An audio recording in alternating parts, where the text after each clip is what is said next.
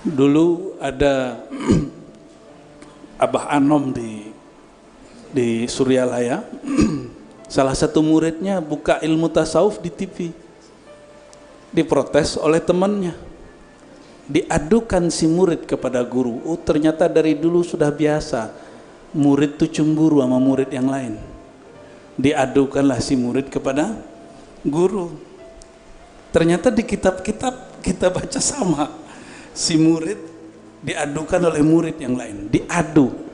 Kalau gurunya bukan wali Allah, itu gurunya kena kesusupan, kena was-was minal jinnati wan nas. Hati-hati.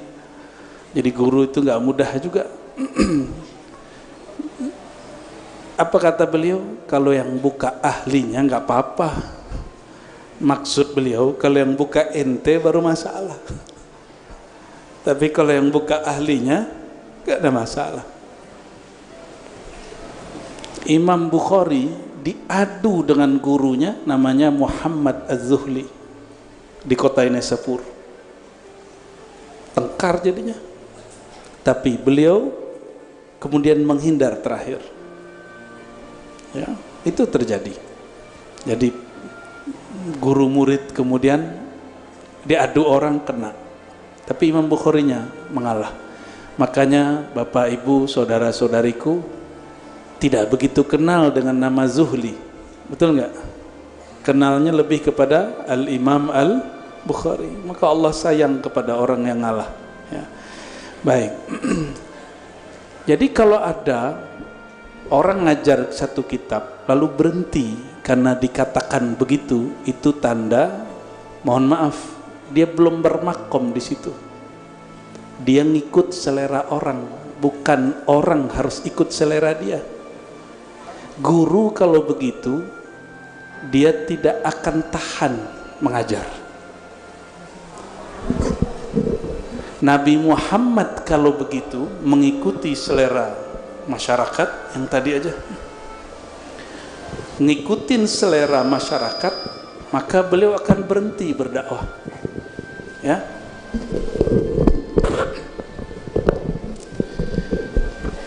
Nah, disinilah perlu seorang guru itu sebelum jadi dai, muallim, perlu melatih kolbunya untuk bersih dari syirik khafi. Syirik khafi itu lebih dahsyat dari riya yang kita bayangkan. Riya itu ru'yatul amal, kata Imam Ghazali, melihat diri beramal. Lebih dari itu. Ar-riya itu kalau yang standar hubbul madah, yang paling menakutkan bagi orang bukan itu. Senang dipuji itu biasa. Kalau riya senang dipuji rata-rata kita lolos. Tapi kalau riya yang kedua, khaufus syatam, takut dicaci, takut ada orang unlike, tidak suka, takut dibully, baru kena di situ. Ketahuan nih syiriknya adakah di dalam. Saya yakin para kiai, para muallim, para ustadz, para jamaah pernah melakukan sesuatu, terus apa kata orang? Kamu nggak khawatir nanti diserang fulan? Kamu nggak khawatir nanti dikritik fulan? Jika itu bikin goyah, itu di kolbunya masih ada selain Allah. Hati-hati. Ya, latihan tauhid lagi kepada ahlinya. Ilmu tauhid di sini bukan ilmu jidal, bukan munazarah, tapi ilmu zauq, ilmu tauhid yang diwariskan oleh Sayyidul Arifin, Imamuna Abul Qasim Junaid Al-Baghdadi. Ya, yang beliau katakan, awwalu ibadatin, ibadah pertama itu adalah ma'rifatullah, mengenal Allah, bertauhid kepada Allah. Itu ibadah pertama, bukan sholat. Jadi harusnya orang tua ingatkan anak pertama bab tauhid dulu, bukan sholat dulu. Kalau sholat dulu beban, tapi kalau si anak sudah tahu bab tauhid, sholat itu nggak jadi lagi berat, ringan. Jadi kalau baca hikam, apa beda dengan fikih? Kalau fikih Bapak Ibu, Itu bagian dari ilmu zahir. Ilmu akidah itu zahir juga, tapi akliyat, pakai akal. Maka dibagi sifat wujud, sifat nafsiyah, wujud, qidam, baqa, ya. Ada salbiyah, ma'ani, ma'nawiyah. Kotak-kotak begitu, itu akliyah. Kenapa? Karena pikiran kita itu suka disusun sesuatu di sini. Sedangkan ilmu ini, al-hikam, ini nggak perlu dihafal, Pak. Sorry ya, kalau ada guru maksain muridnya ngafal hikam, itu metode yang keliru. Hikam ini bab suluk. Murid suluk dia langsung hafal ini isinya, nggak usah dia kemudian persiapan ngajar. Dia suluk, lalu dia ngaji secara harfiah, nanti dia paham. Oh ini yang aku baca itu. Ada di bab suluk. Suluk thariqat apa saja? Apakah Syazili, apakah Naqsyabandi, apakah Samani, Qadiri, terserah thariqat, yang penting dia sahihah. Kalau mu'tabarah kan istilah orang Indonesia ya. Thariqat mu'tabarah itu istilah Indonesia. Coba tanya sama orang Mesir, ada nggak thariqat mu'tabarah? Bingung dia. Apa thariqat mu'tabarah? Ya, bagi mereka nyebut thariqah itu as-sahihah. Thariqat yang sahih. Bapak Ibu yang bukan Allah, sholatnya pakai mazhab apa? Bener. Bener nih. Bener. Itu sholat yang zahir. Sholat batinnya pakai mazhab apa? Karena Imam Ibn Athaillah dikalamkan gurunya Al-Mursi, Abu Abbas Al-Mursi qaddasallahu sirrahu. Beliau makomnya jangan ditanya. Bagi kita mimpi ketemu Nabi itu spesial, bagi beliau itu norak. Bagi beliau orang yang mulia itu bukan lewat mimpi, tapi orang yang menyadari dan memandang Nabi setiap saat. Fi ayyi makan, fi ayyi majal, fi ayyi sifatin wa zat, fi ayyi ismin minal asma. Ternyata beliau futuh dalam salawat nur zati. Maka apapun dipandang oleh Imam Al-Mursi, yang dia pandang nur Nabi Muhammad sallallahu alaihi wasallam. Itu kajian basic bagi dia. Cuma ngamalin salawat nur zati dapat zauq, bukan terjemahan. Ya. Kenapa kajian tasawuf jadi berat? Kalau dipikirin. Gak usah dipikirin. Tasawuf itu bukan bab ma'kulat. Jadi ada akal, objek dia disebut ma'kulat. Itu ilmu tauhid, ilmu kalam, belajar sifat 20. Ilmu hadis itu hissi, maka objeknya disebut mahsusat. Mahsusat itu yang didengar, yang dilihat. Maka kalau ada orang dapat ijazah dalam mimpi, itu nggak sah secara ilmu hadis. Secara ilmu hadis. Tapi secara rohani bisa jadi benar. Jadi ahli hadis mungkin boleh berbangga dan mengatakan kami punya sanad 1000. Tapi bagi ahli rohani, mereka punya sanad yang lain. Ya, betul secara ilmu hadis. Nabi wafat, maka selesai sudah. Hadis berhenti. Tetapi saya mau tanya, sebelum Nabi wafat, nurnya sudah ada. Sudah benar. Muhammad Nurullah. Wafat baginda Rasulullah Muhammad bin Abdullah. Muhammad Nurullahnya hilang nggak?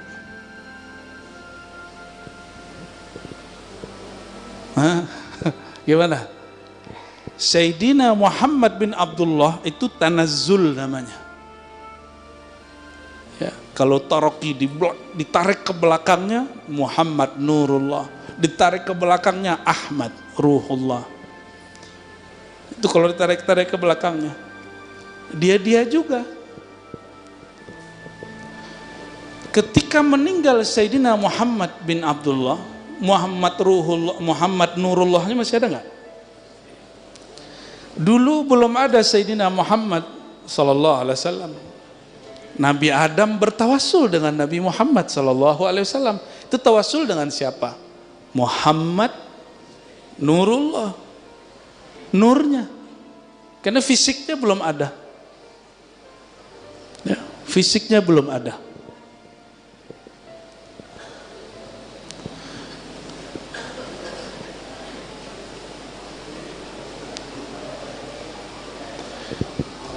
Oke, saya kasih pertanyaan lagi.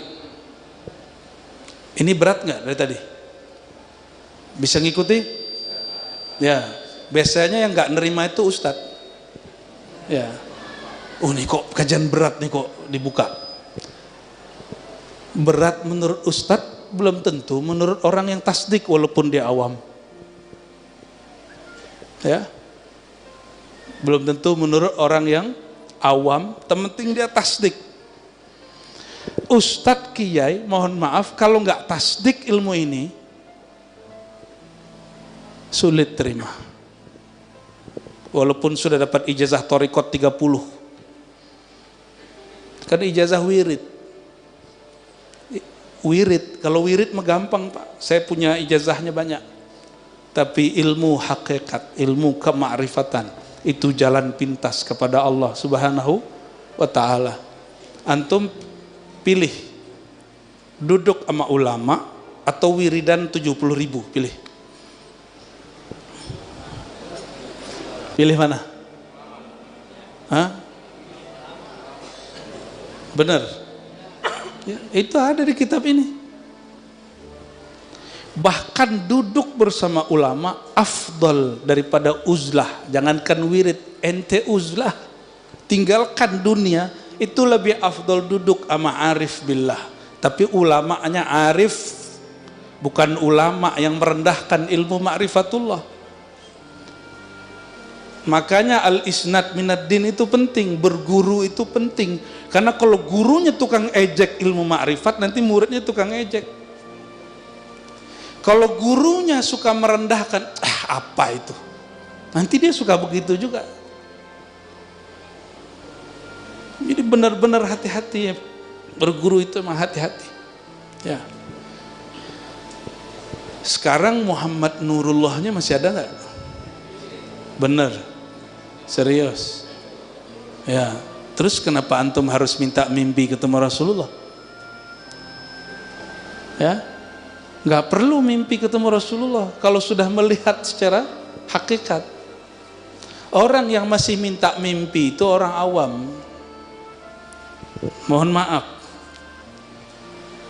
orang mimpi itu ilmu mimpi sudah dijelaskan oleh ahli neurologi, gelombang otak, ahli otak. Jadi otak itu bergelombang ya, kita nggak usah sebut dengan istilah kedokteran, pakai istilah ulama ahli zikir. Ala bidzikrillah tatmainnul qulub. Ketahuilah hanya dengan menyebut nama Allah kalbu jadi tenang. Coba tanya sama dokter atau pakar ilmu neurologi itu, orang tidur mimpi itu gelombang otaknya tenang atau bergerak kencang? Dia tenang. Rasulullah SAW itu gelombang otaknya tenang ketika beliau sedang sadar. Maka beliau melihat yang dilihat orang dalam mimpi. Ulama wali Allah arif billah itu gelombang otaknya sampai tenang padahal matanya melek. Makanya dia bisa lihat yang gak dilihat oleh mata ini. Gak perlu belajar ilmu aneh-aneh, cukup tenangkan kolbunya, maka nanti dia akan lihat yang gak dilihat oleh mata ini, tapi dilihat oleh basirah, dilihat oleh basirah. Maka orang yang bermimpi itu hanya buah di dalam jaganya, dia sudah jatuh cinta kepada Rasulullah SAW. Maka ketika dia tertidur, cinta itu bergerak. Bisalah dia melihat baginda Nabi Muhammad SAW. Tidak hanya baginda Nabi Muhammad SAW, arwah para nabi, arwah para aulia bisa ketemu. Makanya kakek gurunya Ibnu Athaillah namanya Abul Hasan Asy-Syadzili. Apa kata beliau? Saya berguru kepada Jibril tuh. Antum bisa percaya nggak beginian? Ada di kitab Lataiful Minan, kitab standar itu di tasawuf. Apa kata beliau? Aku ngaji kepada Jibril, ngaji kepada malaikat, ngaji kepada arwah-arwah, bahkan ar-ruh al-akbar. Saya awal baca kitab itu agak ngeri juga bacanya. Tapi setelah kita kemudian mengkomparasikan ilmu agama, ilmu kedokteran, kan ilmu ini sama dari Allah semua. Barulah kita faham. Ibnu Athaillah As-Sakandari ini kolbunya sangatlah tenang. Saya mau tanya Pak, ini pernah saya tanyakan kepada orang-orang di luar. Kitab ini ditulis sebelumnya di kolbu guru atau di kertas yang ada di lemari guru? Sebelum buku ditulis, ilmunya di mana? Di kertas yang lain atau di kolbu guru? Maka untuk memahami kitab Al-Hikam mesti pakai kolbu. Mesti pakai kolbu. Jadi ini ilmu kolbu. Jadi cara supaya memahami satu kitab itu mudah, pahami dia dengan kuncinya. Jangankan ini, anggap ilmu itu rumah, ada pintunya. Kalau kita punya rumah 2 pintu, salah kunci kebuka nggak? Padahal masih satu rumah. Oke, saya ulangi. Punya rumah nggak? Oke, ada pintu di rumah. Bentuk pintunya sama, bentuk kuncinya mirip, cuma beda giginya sedikit. Bisa buka nggak? Ini dia ilmu. Ilmu apa saja? Antum mau bicara ilmu apa saja setelah ini boleh, yang penting tahu cara bukanya. Mau bicara fikih, mau bicara filsafat, katanya filsafat haram. Kalau haram filsafat, haram belajar matematika. Karena matematika itu ilmu yang muncul dari ilmu filsafat. Ini pada belajar matematika nggak? Ya, kayaknya nilainya 4 ini. Ya. Adakah ilmu di alam semesta tidak bersumber dari Allah? Ada nggak? Semua ilmu bersumber dari yang ada. Orang berilmunya tidak amanah. Nah, makanya ada orang gunakan zikirnya untuk membunuh orang. Santet, tapi islami kata dia. Santetnya soleh. Ya, pakai hizib. Ngeri kali. Itu ciri-ciri orang dapat istidraj. Apa kata dia? Kalau ada orang ganggu aneh pasti hancur. Nah, ada orang ngomong begitu? Ada orang ngomong begitu? Ente kena istidraj. Itu orang nggak punya kolbu. Belagu amat. Ada orang ganggu kita hancur dan dia bangga. Orang mau ganggu aneh mati, tuh dia sedih, dia bangga. Apakah Rasulullah begitu? Enggak. Rasulullah SAW enggak begitu. Bapak Ibu yang bukan Allah, selama ini orang ngaji tasawuf, mohon maaf identiknya wirid. Wirid itu hanya 1% dari tasawuf. Ijazahan itu cuma 0,0 sekian persen daripada tasawuf. Tasawuf itu ujungnya cuma 1. Anta'budallah ka'annaka tarah. Ya. Ta'buda itu terjemahan harfiahnya menyembah. Tapi kalau terjemahan Sayyidina Abdullah bin Abbas, anta'rifa, engkau mengenal Allah seakan-akan melihatnya.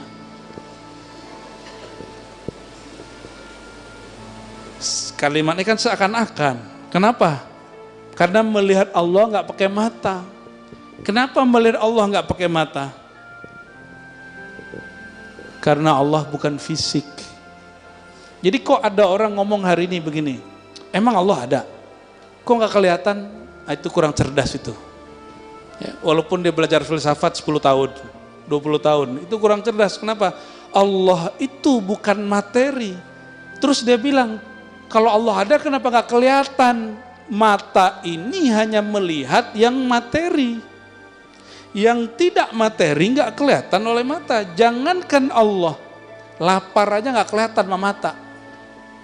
Lapar tuh materi atau rasa? Mata lihat nggak orang jatuh cinta? Jatuh cinta tuh rasa. Makanya ada orang bapak-bapak ini, abang-abang, mas-mas ini GR. Dikira orang senang sama kita, padahal dia senang main samping kita. Salah lihat. Pernah kejadian nggak? Ya, korban patah hati ini ya. Jadi mata, dia hanya melihat yang fisik. Allah tidak dilihat dengan yang fisik, kecuali af'alnya Allah. Bisa kita lihat dengan fisik. Jadi marahlah seorang ustadz di kampung seberang sana, saya nggak boleh cerita kepada kami. Ente bilang Allah nggak bisa dilihat, saya lihat Allah katanya. Waduh, ngeri kali Pak. Ente ngeliat Allah? Iya, saya ngeliat Allah dirimu. Waduh. Terus di tembok kelihatan juga? Iya. Saya tanya, di kelihatan nggak? Kurang hajar dia itu. Ya. Kok bahasanya melihat Allah di semua tempat? Itu bahasa begitu nggak pas. Yang pas itu, ra'aitu fi'lallah. Aku lihat perbuatan Allah. Kalau perbuatan Allah kelihatan. Ini kelihatan nggak saya hari ini? Malam ini? Allah lagi ngapain? Allah malam ini ngapain? Malam ini nih ngapain Allah nih? Lagi dudukin saya di atas mimbar, terus bicara depan antum, ya itu salah satu perbuatan Allah. Yang terlihat perbuatan Allah, bukan Allah. Ngaji halus sunnahnya begitu. Kalau mata nggak bisa lihat. Maka ketika Imam Mursi mengatakan, aku melihat Rasulullah di semua hal, itu yang dia lihat dengan kolbunya, yaitu melihat nur baginda Nabi Muhammad sallallahu alaihi wasallam. Ini langsung ngegas ya. Saya tahu di sini tempat orang wiridan Syaziliyah, maka saya langsung ngegas di sini. Ya. Mohon maaf kalau ada Pak Kiai kurang berkenan ya.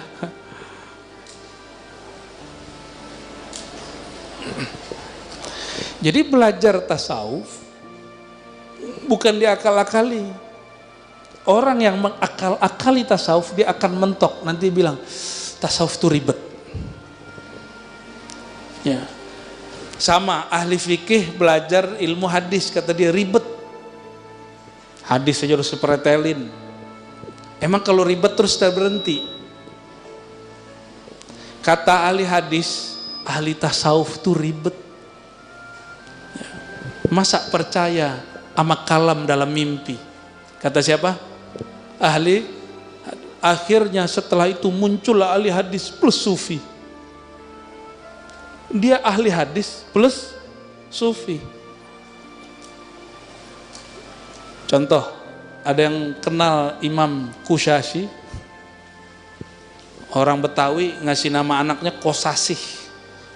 Ah, itu dari Kusyasy. Imam Kusyasy, imam di Madinah, itu megang 40 tarekat dan dia muhaddis. Sanad hadis saya ke beliau. Beliaulah ya, kita ngambil sanad melalui guru-guru kita, ada yang disebut ilmu maratib as-sab'ah, martabat 7. Itu dari ahli hadis. Gak ribet. Ya. Maka Bapak Ibu yang mengasihi Allah, ilmu tasawuf itu tidaklah sulit kalau dibuka dengan kuncinya. Kuncinya ilmu tasawuf apa? Cuma 2 geriginya. At-tasdiq wa taslim. Apa kuncinya? Tasdik, taslim. Tasdik percaya, percaya itu di kolbu. Taslim dengan ruh. Ruh itu menyerahkan total kepada Allah Subhanahu wa ta'ala. Maka ilmu tasawuf bukan ilmu akal, bukan juga ilmu fisik. Ilmu tasawuf bukan bicara wiridannya berapa. Ya, wiridan itu masih belum, dia masih tarekat zahir. Ya, mohon maaf. Wiridan itu thariqah. Beda syekh, beda thariqah. Kalau tasawuf gak berubah-ubah, thariqah boleh berubah. Boleh dicek. Syaziliyah yang di Mesir, Syaziliyah yang di kampungnya Imam Syazili, Syaziliyah yang di sini, beda nggak amalannya? Beda. Coba ya cek. Yang sama paling cuma wirid asas. Astagfirullah 100, la ilaha illallah 100, sallallahu ala Muhammad 100, lalu subhanallah subhanallazim, itu paling. Selebihnya ada perbedaan-perbedaan. Kenapa? Karena thariqah itu berubah, revisinya ada setiap masa. Di Mesir ada Syekh Ali Jum'ah, ada Syekh Yusri, itu gurunya sama, tapi kumpulan zikirnya ada yang nambahin, ada yang tidak. Di sini pakai hizib bahar nggak? Hizib bahar. Syekh Ali Jum'ah nambahkan, Allahumma sakhir lana asy-syamsa wal qamar kama sakhartahuma li sayyidina Muhammad. Ada nggak di hizib bahar kita? Nggak ada. Ditambahin oleh beliau. Jadi kalau wiridan itu akan berubah-ubah. Ya. Mohon maaf, thariqat Qadiriyah. Pasti ada yang orang Qadiriyah yang hadir. Qadiriyah yang saya kenal dulu nggak ada zikir 165, zikirnya cukup 11 atau kalau mau serius 100. Tapi Syekh Ahmad Khatib Sambas, beliau mengajarkan muridnya 165. Maka disebutlah Qadiriyah wan Naqsyabandiyah. Di tempat yang lain beda lagi. Itu jalan. Tapi kalau tasawuf gak berubah. Bapak Ibu yang bukan Allah, ini sering saya sampaikan. Ini yang paling mudah sebelum baca yang pertama. Kita ini sudah bertasawuf tanpa disadari. Contoh, kita bilang ke anak, nak yang ikhlas ya, jangan pamrih. Itu adanya di kitab fikih, akidah atau tasawuf? Di mana Pak? Tasawuf apa fikih? Ya, kita ngomong ke anak, nak yang penting kamu jujur. Ayah tidak marah. Jujur itu ada di kitab mana? Tasawuf, fikih apa tauhid? Tasawuf. Benar? Oke. Kita ngomong ke orang ketika dapat musibah, isbir, kamu yang sabar ya. Sabar itu di kitab mana? Tasawuf. Berarti hari-hari kita sudah terus kenapa antum tidak mengkaji tasawuf kepada sumber aslinya? Itulah sebabnya saya agak khawatir ya, agak kecewa. Justru yang menjauhkan umat dari tasawuf itu ustadz juga. Ya, semoga ustadz yang hadir, kiai yang hadir tidak begitu. Ya. Sepakat? Sepakat ya? Baik, kita masuk ke hikam nomor pertama. Bismillahirrahmanirrahim.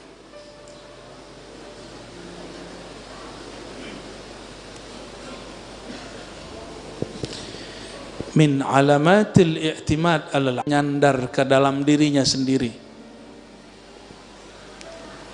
Jadi mengandalkan diri, bukan mengandalkan Allah.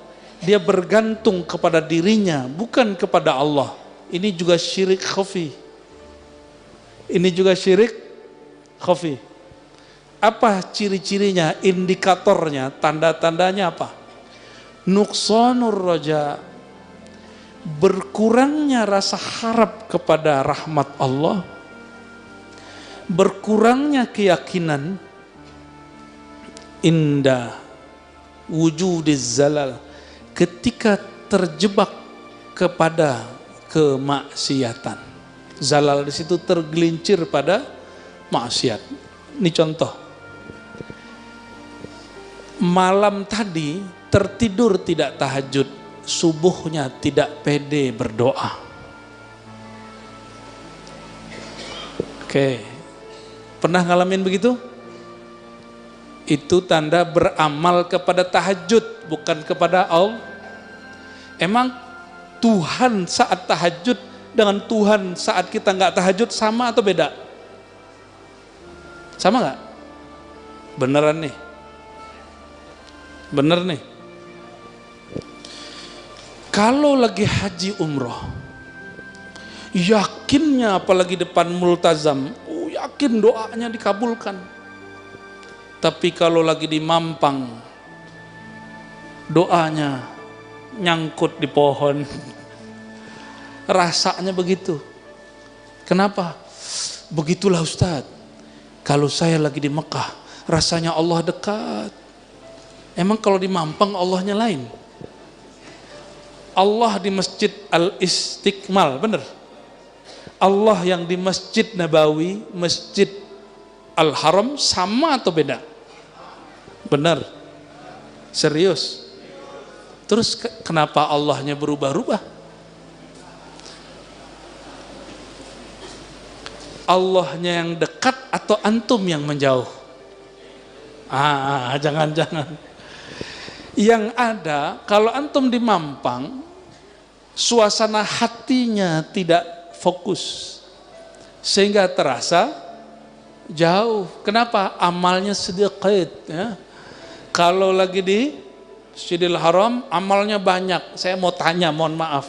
Emang Allah akan melihat kedekatan seseorang melalui amal yang belum tentu diterima itu? Itu amal antum di sana juga belum tentu diterima, di sini juga belum tentu diterima, sama kok. Haji umroh, haji sekali seumur hidup wajibnya, umroh juga sama. Sedangkan sholat berapa kali sehari? Harusnya orang habis sholat lebih yakin dia daripada habis haji. Kenapa? Haji cuma sekali Pak, wajibnya. Kalau sudah haji sekali, yang keduanya sunat apa wajib? Kalau habis sholat zuhur kemarin, besok sholat zuhurnya wajib nggak? Ya, teman saya ada yang agak nggak tahu keblinger tuh apa ya. Udah sholat zuhur belum? Udah kemarin. Udah sholat isya belum? Udah kemarin. Kita serius, dia canda. Bapak saudara bukan Allah. Kenapa ada hadis begini? Salasu da'awat la turad. Ini hadis sahih. 3 doa yang tidak pernah ditolak. Nomor 3-nya, dan ini disetarakan dengan 1 dan 2. Orang puasa, saimun hatta yuftir, sampai dia berbuka. Yang kedua, imamun adl. Yang ketiga, mazlum, doaul mazlum wa in kana kafiron, doa orang dizolimi meskipun dia kafir. Nih perhatikan, orang kafir dizolimi, dia lupa kalau dia lagi kafir itu. Jadi ada orang ateis disiksa sama orang, apa dia? Semoga Tuhan menyiksamu kembali, padahal dia ateis. Lupa kalau dia ateis. Ya. Ada dosen kita di Ciputat dulu, ya, dosen dari dosen kita juga malah nggak percaya takdir, tapi nggak dapat rezeki anak, keceplosan, mungkin ini sudah takdirku. Ujung-ujungnya balik. Alam bawah sadar dia begitu. Cuma gagah-gagahan kalau di kampus kan keren kalau bilang takdir gak ada, ya kan? Min alamatil i'timad alal amal nuqsanur raja' inda wujudiz zalal. Ciri-ciri orang yang imannya itu masih akan naik turun, belum imannya itu subut, tetap. Kalau dia tidak soleh, keyakinannya berkurang. Kalau dia soleh, keyakinannya mantap. Sepertinya kebanyakan kita diajarkan begitu. Banyak-banyak beramal supaya doanya mustajab. Emang kalau nggak beramal, doa nggak mustajab. Tuh orang kafir gimana? Dizolimi, doanya mustajab, wa in kana kafiron, meskipun dia kafir. Ini hadis begini kan menunjukkan ada asrar di situ. Ada asrar di situ. Apa asrarnya? Allah itu gak bergantung sama amal orang. Allah itu bergantung dengan zonnya orang. Itu kaidah ada di Sahih Bukhari. Ana inda zanni abdi. Itu sahih atau tidak sahih? Ada di Sahih Bukhari loh itu. Allah berkalam dalam hadis qudsi. Aku berdasarkan zanni abdi. Bukan inda amali abdi. Bukan berdasarkan amal zahirnya hambaku. Hati-hati, ini masih koma. Kalau begitu gak usah tahajud dong. NTPA namanya itu ya. Gak begitu memahaminya. Masih ingat ada ungkapan an-niyah afdal minal amal. Ada itu? Kerja hati, amal hati namanya niat, itu lebih tinggi daripada amal jawareh, amal tubuh. Makanya Allah itu mengatakan celaka bagi orang yang sholat karena baru zohirnya. Di kolbunya ternyata ada riya dan melalaikan waktu. Sang waktu itu adalah Allah Subhanahu. Jadi kalau disebut alladzina hum an salatihim sahun, mereka terhadap sholatnya mereka lalai. Sholat itu kan berkait dengan waktu. Waktu itu ad-dahru, Allah lah sang waktu. Maka orang ingat waktu pasti ingat Allah. Jadi zikir itu enggak hanya subhanallah, subhanallah. Orang ingat waktu. Al-waktu inda ahlillah. Al-waktu inda ahlillah. Waktu menurut kekasih Allah itu naik nafas, turun nafas. Naik nafas, turun nafas. Kalau menurut Bapak Ibu apa? Itu ya? Jam itu ya? Mana jamnya? Itu doang tuh. Yang di tangan itu. Oh sekarang orang-orang kemana-mana bawa handphone, ada jam di situ, tek tek berubah-ubah gitu ya. Itu bukan waktu, itu penanda waktu. Ya, bisa jadi jam kita beda. Jam berapa nih? 9:30. Coba cek jamnya, benar nggak? Cek Pak, jamnya berapa? Sama, beda tipis kan? Tuh. Waktu ngikutin jam ini atau ini ngikutin jam waktu yang sebenarnya? Sholat itu ketika ada jadwal imsakiyah atau sholat zuhur nih contoh, ketika matahari menyingsing, tergelincir. Yang mana? Sholat zuhur itu, ya udah yang paling gampang deh, berbuka puasa kalau sirine bunyi, atau karena matahari terbenam. Mungkin nggak sirine bunyi jam 5? Oh kejadian Pak, kejadian di kampung saya, nggak tahu kalau di Mampang. Iya, bener ya. Oke, kembali ke bab ini. Orang yang beramal dengan kolbunya pasti badannya beramal. Dan mohon maaf, kita selama ini hanya diajarkan ilmu amal zahir. Ilmu amal kolbu jarang diajarkan. Makanya sering ngomong bertasawuf itu sulit. Akhirnya banyak orang ngomong begini sekarang, jujur gak hidup loh. Itu kan? Hari gini jujur gak hidup loh. Ada orang ngomong begitu sekarang. Karena kita tidak mengajarkan tasawuf dari basic. Karena ustadz-ustadz, mohon maaf para kiai, sering mengatakan tasawuf itu berat. Kalau bagi saya yang berat itu zikir 1000, tahajud, itu berat tuh. Tapi kalau jujur itu nggak berat. Ya. Selama ini yang antum bayangkan tasawuf wirid, ya kan? Bener. Itu belum ujung tasawuf, itu baru jalan menuju tasawuf. Nah, orang udah rame tuh. Karena kalau dalam jalan nih nanti ada tour leadernya. Namanya mursyid. Mursyidnya meninggal tengah jalan, berebut jadi sopir. Berebut jadi tour leader. Waduh. Maka Imam Sya'rani mengatakan hati-hati terhadap bab kemursidan, bab pemimpin majelis, pemimpin zikir. Di situ nanti syaitan bisa masuk. Hati-hati. Di situ ada egois, ada orang berebut di situ. Ya, sudah banyak, dan itu bukan hanya terjadi di Indonesia, terjadi dari masa ke masa.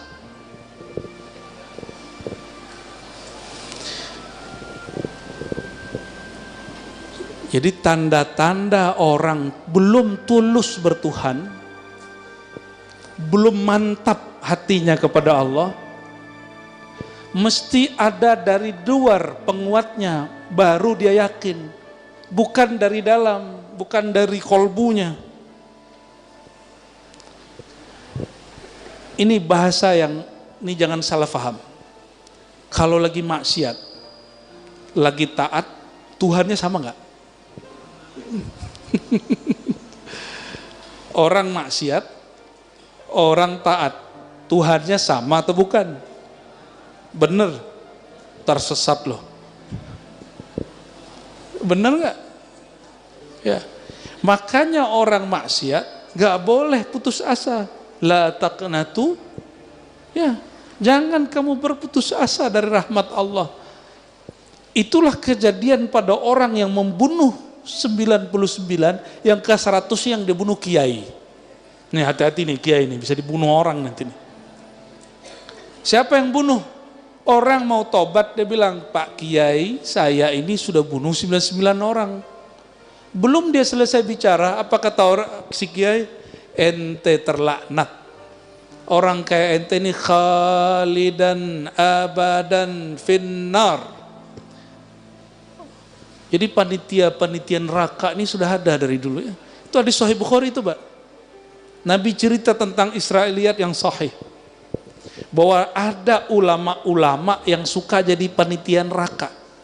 Padahal dia belum pernah ke neraka juga. Siapa tahu ada nama dia di neraka, kan nggak tahu. Ada yang sudah berkunjung belum studi tour ke neraka? Cek dulu nama kita ada di sana nggak? Antum neraka-nerakain orang. Karena Rasulullah SAW mengatakan di surga ada namamu, di neraka ada namamu. Masalahnya nama yang di neraka sudah dihapus belum? Kalau sudah dihapus, antum baru bisa main sembarangan ngomong, ya. Tapi siapa yang begitu?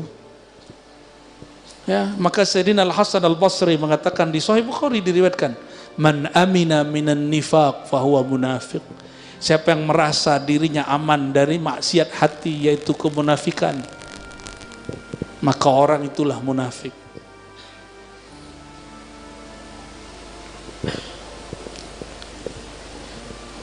Oke, pertanyaannya diulang lagi ketiga kali nih. Tuhan saat maksiat, Tuhan saat taat sama atau bukan? Benar. Tuhannya penyihir dengan Tuhannya ahli bertauhid yang berdoa dengan zikir sama atau bukan? Terus kok bisa penyihir lebih ampuh daripada ahli zikir?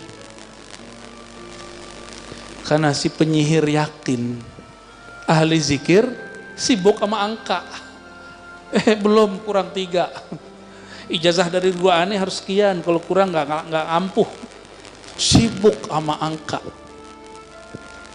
Padahal angka itu cuma membantu frekuensi kolbu.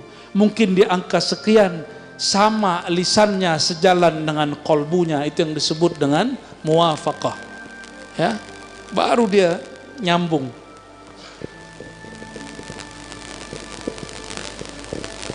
Jadi gimana?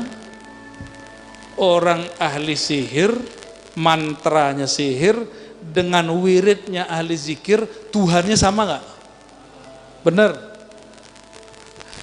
Sekarang ada orang nggak berzikir, juga tidak bermantra dengan sihir. Tuhan dia masih sama nggak dengan yang berdua tadi? Sama.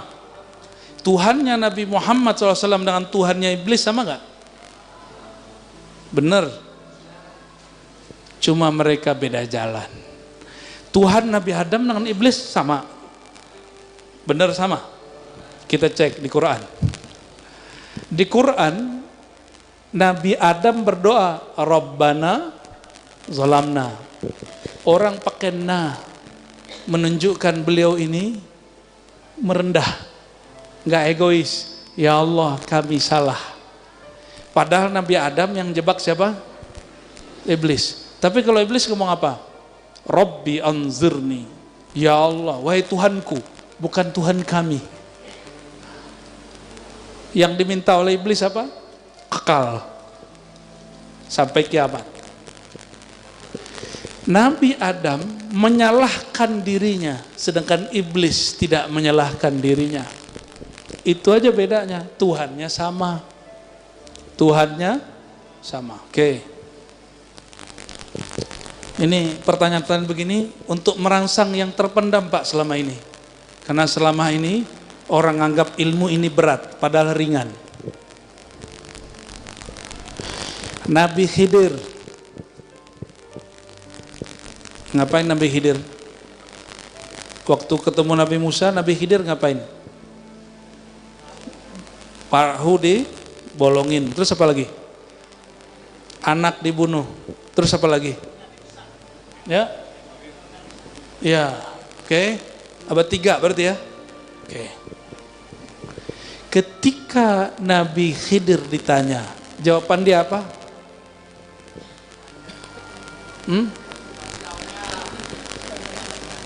Oh bukan. Jawaban dia tentang ilmu hakikat ini. Wa ma fa'altuhu. Gimana ayatnya? Tidaklah aku melakukan itu dari perintah diriku. Tapi nggak nyalahin Allah. Padahal Nabi Khidir, Nabi Musa sama-sama faham bahwa itu hakikatnya adalah Allah. Coba perhatikan, ini adab orang bertasawuf. Walaupun secara hakikat yang mencabut nyawa anak kecil, yang menggerakkan Nabi Khidir itu Allah, yang menggerakkan Nabi Khidir rusak kapal itu Allah, tapi secara adab ahli ma'rifat tidak boleh dikalamkan. Jadi tasawuf itu sederhana, bicara adab. Bicara adab. Jadi ada orang datang kepada saya, apa kata dia? Kata dia nih Pak, Muhammad yang di Madinah itu sudah mati. Ngomongnya begitu. Muhammad yang di Madinah itu sudah mati. Sebanyak tuh orang nama Muhammad di Madinah, yang mana yang dimaksud tuh? Tapi Muhammad dalam diriku masih hidup. Nah, dia ingin bicara hakikat, tapi adabnya nggak dapat. Adabnya nggak dapat. Perlu nggak dia ngomong begitu? Muhammad Madinah itu mati. Seharusnya dia nggak ngomong begitu. Kalau ada Umar, digorok langsung sama Umar itu. Benar nggak? Yang soal ahli marifat, ini bukan di sini ya, yang nonton. Jika ada Umar, ente ngomong begitu, digorok sama Umar. Kenapa? Ma'rifat tuh ujungnya adab. Adab tuh ringan, nggak usah dibicarakan yang begitu. Bicarakan dengan lafaz yang sedikit dikunci. Itulah kuncian. Hikam ini berhasil menguncinya dengan baik. Makanya sampai hari ini kitab hikam ini setelah Al-Quran, Bukhari, Muslim, dalam tasawuf ini yang lebih populer. Ini dengan kitab Ihya itu popularitasnya. Kalau sekarang ini hikam ini orang, mungkin dia paling viral. Entah dia, entah Ihya. Antara dua kitab itu. Ya. Cuma kan nggak ada Pak istilahnya kitab viral kan? Nggak ada. Ibnu Athaillah itu mengajarkan di kitab ini kalau bertasawuf pakai adab. Kenapa? Bedanya iblis dan Adam, Sayyidina Adam alaihissalam Tuhannya Allah, Iblis Tuhannya Allah. Iblis minta nggak beradab, Sayyidina Adam minta dengan adab. Itu aja bedanya. Sama-sama ngomong ma'rifat. Sama-sama ngomong ma'rifat. Nabi Muhammad sudah diizinkan bertemu zatullah. Tapi Sayyidina Muhammad tidak pernah mengatakan ana Allah. Disitulah Al-Hallaj kena. Meskipun secara ilmu hakikat Al-Hallaj itu benar, tapi secara adab Nabi Muhammad yang makomnya lebih tinggi dari Hallaj nggak pernah ngomong begitu. Makanya yang menyidang dia wali juga, sama dengan Syekh Siti Jenar. Saya percaya dengan makom beliau, tapi karena dia berbicara sesuatu yang Nabi Muhammad SAW tidak membicarakannya secara terang-terangan, tapi dia bicarakan, maka dia kena hukum melanggar adab, bukan hukum dosa, bukan hukum sesat seperti yang dibayangkan sebagian ahli akidah. Kenapa? Karena Al-Hallaj Syekh Siti Jenar bukan bicara bab akidah. Nah, ini rumus kepada kiai-kiai yang masih ngotot bilang Al-Hallaj itu kafir, Syekh Siti Jenar itu sesat. Itu salah kamar. Ini imam bukan bicara bab tauhid versi ahli kalam. Ini imam bicara tauhid versi ahli hakikat. Maka di atas hakikat ada ma'rifat. Ma'rifat itu disebut al-ma'rifah al-muhammadiyah. Ma'rifat Sayyidina Muhammad. Ma'rifat abdun. Maka disebut dalam surat Al-Isra, Subhanalladzi asra bi abdihi. Abdun itu adalah puncak adabnya ahli ma'rifat. Meskipun beliau kalau lagi ahwal, lagi kerja bakti mau perang, apa kata beliau? Ma khalallahu batila ala ma khalallahu batila. Sahih Muslim, Sahih Bukhari. Ketahuilah selain Allah batil sia-sia tiada. Nabi ditanya bab hakikat, ya, Nabi bersenandung dengan bab hakikat. Diambil kalam labid. Baik. Jadi Allah dulu sekarang sama? Sama enggak? Sebelum kita sholat, saat kita sholat, setelah kita sholat, Allah aja sama enggak? Bener. Sebelum kita doa, saat kita doa, setelah kita doa, pengetahuan Allah bertambah apa berkurang? Atau sama aja? Saya ulangi, ini pertanyaannya agak panjang. Sebelum antum doa, lalu setelah berdoa, pengetahuan Allah tentang hajat antum bertambah atau sama?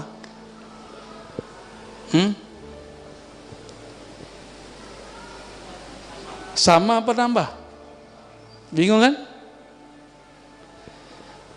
Inilah, jadi ternyata belajar sifat 20 itu mesti selalu berkolerasi dengan tasawuf. Kalau enggak ada zauknya. Salah satu nama dan sifat Allah itu alim. Di sifat ma'ani ilmun, ma'nawiyah kaunuhu aliman. Benar enggak? Allah itu tahu. Saya tahu karena diberitahu. Saya tahu tadinya belum tahu. Kalau pengetahuan Allah, Dia maha tahu tanpa diberitahu. Dulu Dia tahu, sekarang Dia tahu, nanti Dia tahu. Itu tidak berubah, sama. Maksud saya paham gak ujungnya? Kata doa. Doa itu memberitahu ke Allah atau bukan? Halo, antum kalau doa lagi ngasih tahu Allah atau bukan? Ngasih tahu. Minum dulu. Nyesek juga kalau begini nih.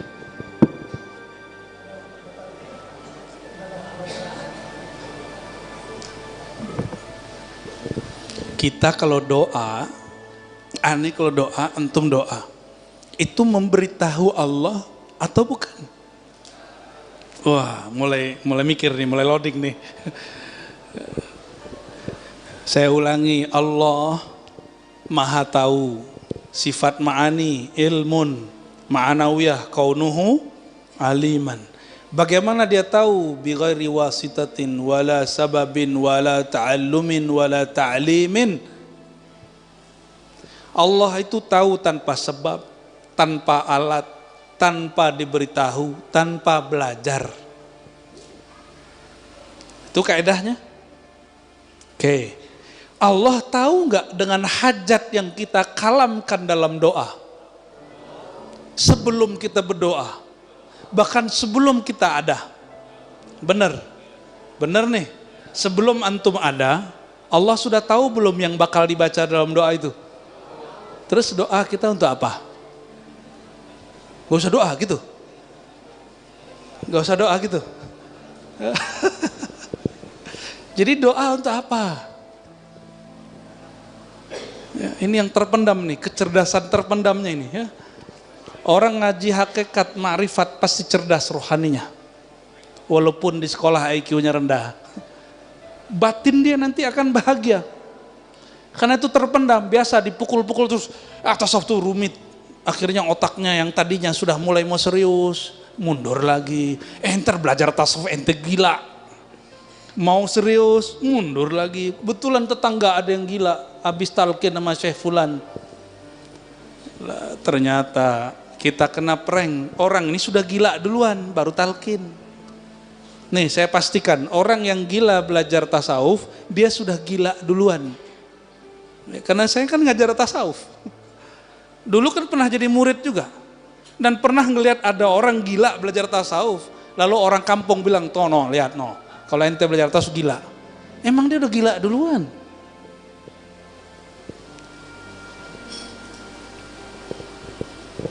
Oke. Kalau Allah pengetahuannya sama. Dulu, sekarang dan nanti sebelum kita ada, Allah sudah tahu apa yang mau kita kalamkan, yang mau kita minta. Terus doa itu apa? Bukan memberi tahu, bukan mengingatkan Allah yang lupa, karena Allah tidak pernah lupa. Ini kebanyakan orang awam berpikir Allah itu lupa dengan hajat dia. Allah itu lalai dengan dia. Makanya wajib belajar sifat 20 digabungkan dengan ilmu tasawuf, baru bernilai hafalan sifat 20-nya. Kalau enggak cuma ngapalin isi kitab, zauknya enggak ada, rasanya enggak ada. Oke, kita clearkan benar-benar. Antum doa sekarang untuk apa? Ngasih tahu Allah lagi. Kan Allah udah tahu, ngapain dikasih tahu? Apaan tuh?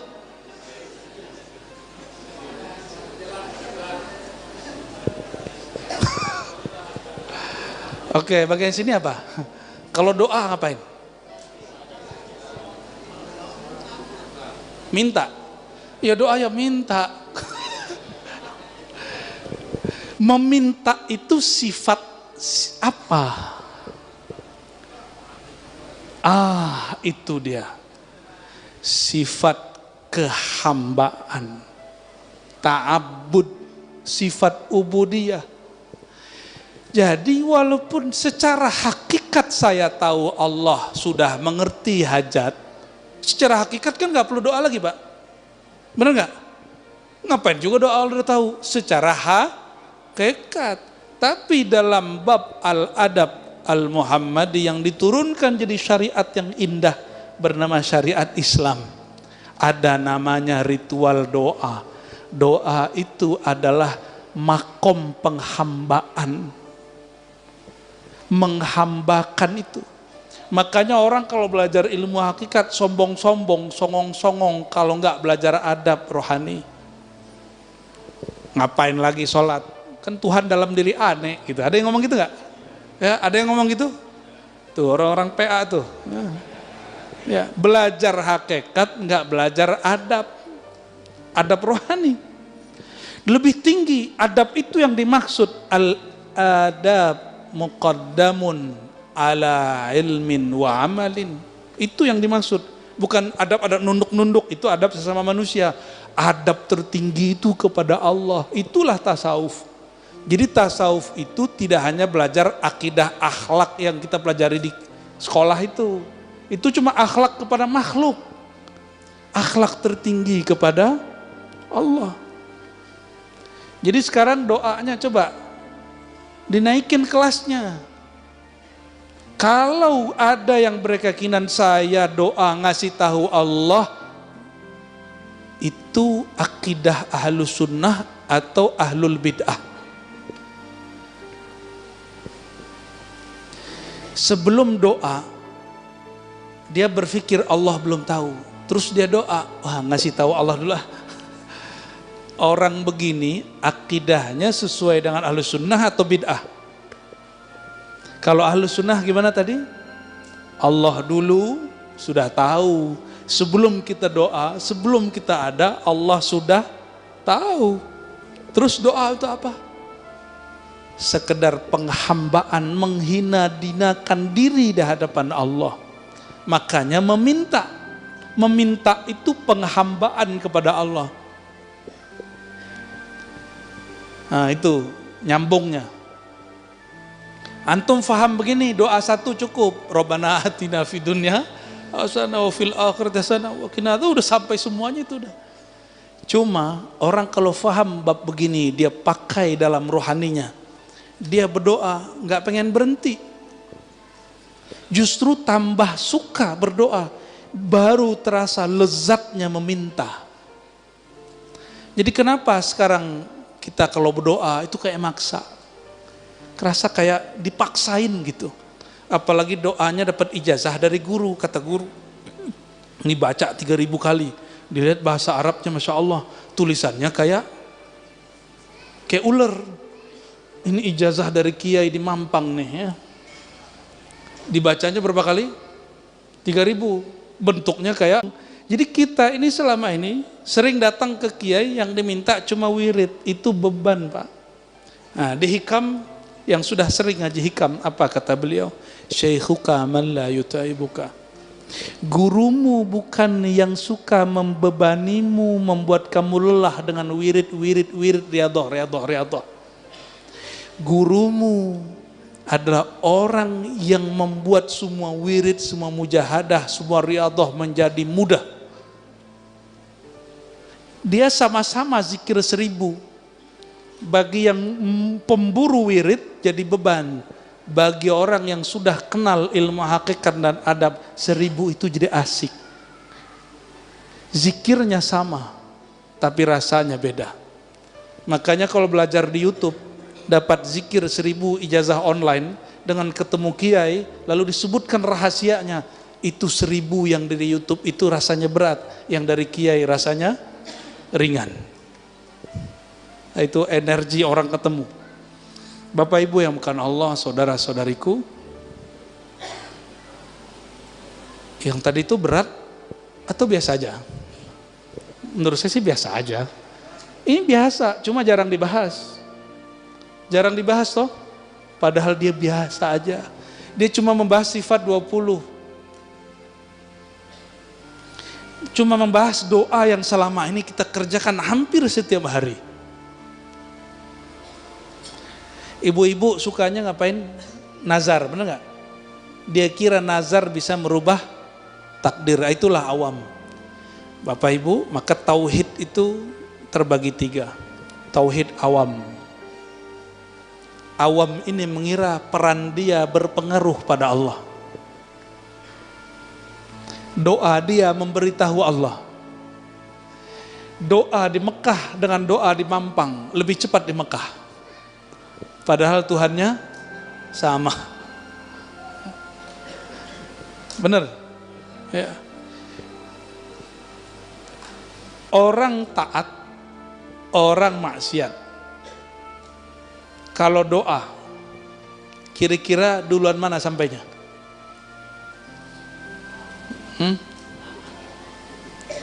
Lah sama-sama nyampe. Emang Allah jauh dari orang berdoa? Hah? Allah jauh nggak dari orang berdoa? Sejak kapan Allah jauh? Sejak kapan Allah jauh? Yang jauh itu si hamba merasa jauh. Allah pernah jauh nggak? Allah nggak pernah jauh. Ini jugalah perdebatan antara orang yang mengharamkan tawasul. Kata yang mengharamkan tawasul, Allah kan dekat. Betul Allah dekat, tapi ente sudah merasa dekat belum? Kalau belum merasa dekat, sebutlah nama orang yang dekat. Tapi bukan minta kepada dia. Itulah hakikat tawasul. Jadi di Inggris itu beberapa ada ulama perempuan, satu Wahabi, satu Ahlu Sunnah dari India dua-duanya, itu hijrah ke Inggris. Itu di live kan debat mereka. Apa kata si ulama perempuan Wahabi ini? Untuk apa kamu bertawassul? Innallaha qarib. Allah itu dekat. Ud'uni astajib lakum. Ya. Berdoalah, pasti aku jawab. Apa kata yang Ahlu Sunnah, yang perempuan? Betul, ayat yang kamu baca benar. Masalahnya bukan Allah dekat. Masalahnya apakah rasa dekat itu ada di hatimu? Karena rasa dekat itu belum muncul di dalam hati, maka sebutlah nama hamba Allah yang dekat. Sayyidina Muhammad sallallahu alaihi wasallam, Syekh Abdul Qadir Jilani, Abul Hasan Syazili, Bahauddin Naqsyabandi, terus sebut saja. Yang suka tawassul, saya mau tanya ini survei langsung. Minta ke Syekh Abdul Qadir atau minta ke Allah? Berarti tidak syirik. Jadi kasih tahu sama mereka yang bilang tawassul itu syirik, ya. Nah, kembali ke sini. Nah, ini bagian. Ini sampai jam berapa nih, Pak?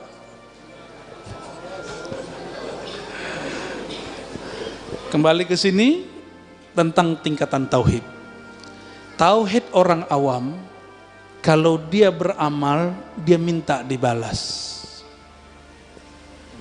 Itu orang, sahkah iman orang awam? Sah.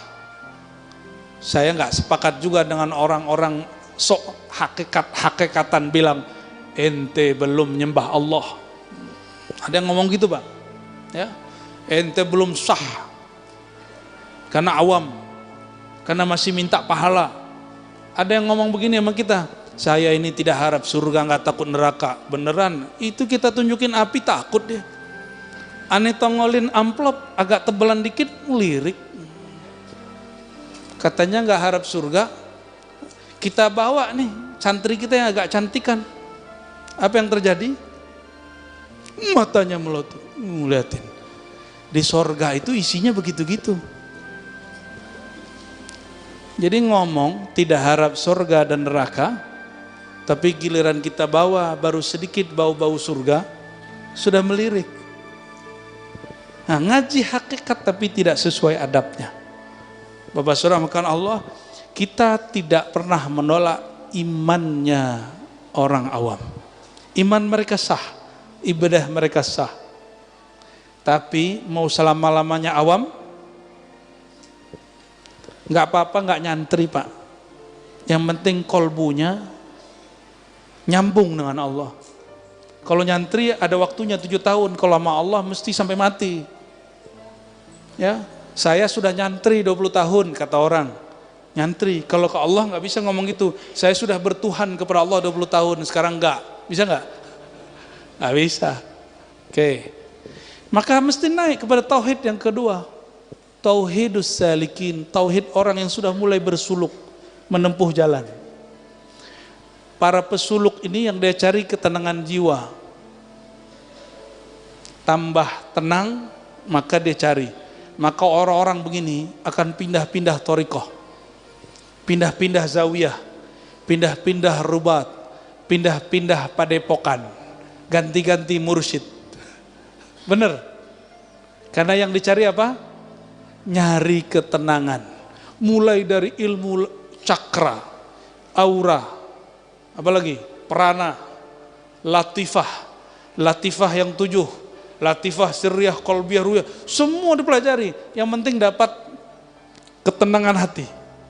Dia kira tujuan hidup dia cari tenang. Ini menurut orang pesuluk, makanya pada doyan amal, doyan wirid. Dikira dengan wirid banyak hati tenang. Benar, kalau dia nggak wirid dia gelisah. Padahal yang menurunkan ketenangan bukan wirid. Siapa yang nurunin ketenangan? Benar. Huwallazi anzalas sakinata fi qulubil mu'minin. Dialah yang menurunkan ketenangan ke dalam kolbu, bukan ke otak. Maka walaupun dokter bisa galau, ya, bukan kepada kiai itu gelar dari masyarakat. Bukan kepada mursyid itu gelar dari guru kepada murid yang diangkat jadi mursyid. Ketenangan itu turunnya, nama pintunya adalah qulubil mu'minin. Jadi as-sakinah turun ke kolbu, dan kolbunya mesti percaya, yakin. Jadi mau tenang, jadi kolbunya mukminin. Mukminin itu artinya bukan bersyahadat, tapi orang percaya. Syahadat ketinggian. Syahadat di ilmu marifat ketinggian, Pak. Cukup percaya. Percaya itu nggak mesti lihat. Kalau syahadat mesti ada buktinya, real. Maka syahadat, kajian syahadat agak berat. Tapi kalau iman gampang, ad-dinu yusrun, beragama itu mudah. Nah, syahadat yang ada dalam rukun Islam itu syahadat mengikuti orang yang percaya. Itu syahadat imaniyah, bukan syahadat musyahadah. Nah, ini bagian terakhir. Tenang itu Tuhan atau bukan? Bukan, maka nggak usah cari ketenangan, cukup kolbunya dijadikan mukmin, pasti turun ketenangan. Siapa yang turunin? Allah. Maka tauhid yang ketiga, dia nggak nyari tenang, dia nggak nyari cahaya, dia nggak cari aura, dia nggak cari prana, dia nggak mencari cakra dan latifah, dia nggak cari hikmah. Apa yang dia cari? Ilahi anta maksudi. Yang tujuan dia yang nurunin sakinah. Yang nurunin, ya. Kenapa kalimatnya bukan nazzala tapi anzala? Oh, itu ada rahasianya. Kalau nazzala itu berproses dia sampai sekarang. Tapi kalau anzala sekali turun, sekali orang percaya kepada Allah, selama-lamanya kolbunya pasti tenang. Nah, inilah kata Imam Abul Hasan Asy'ari menjadi closing kita, dan itu menjadi akidahnya Imam Syazili. Apa kata Imam Asy'ari? Al-iman la yazidu wa la yanqus. Imam Ahlus Sunnah nih. Iman yang di kolbumu tidak akan naik, tidak akan turun, dia tenang. Itu yang disebut kolbu yang sudah tenang. Tetapi mazahirul iman, penampakan iman seperti wiridan, seperti sholat, seperti amal-amalan zahir, itulah yang bertambah, itulah yang berkurang. Bapak saudara yang makan Allah, ini yang mau kita capai. Yang dimaksud Allah telah di hikmah pertama, yang engkau cari itu Allahnya. Seandainya tidak diturunkan ketenangan, masih nyembah Allah enggak? Benar. Tapi kalau ada murid cari ketenangan, dia amalkan zikir gurunya, dia tidak tenang, maka dia tinggalkan gurunya. Tapi kalau murid sudah kenal bab ini, dia zikir, dia wirid, dia ngaji, tenang, gelisah atau tidak, itu nggak ada masalah bagi dia. Yang dia cari Allah, bukan ketenangan. Ya, ini masih koma. Kalau sholatnya tidak khusyuk,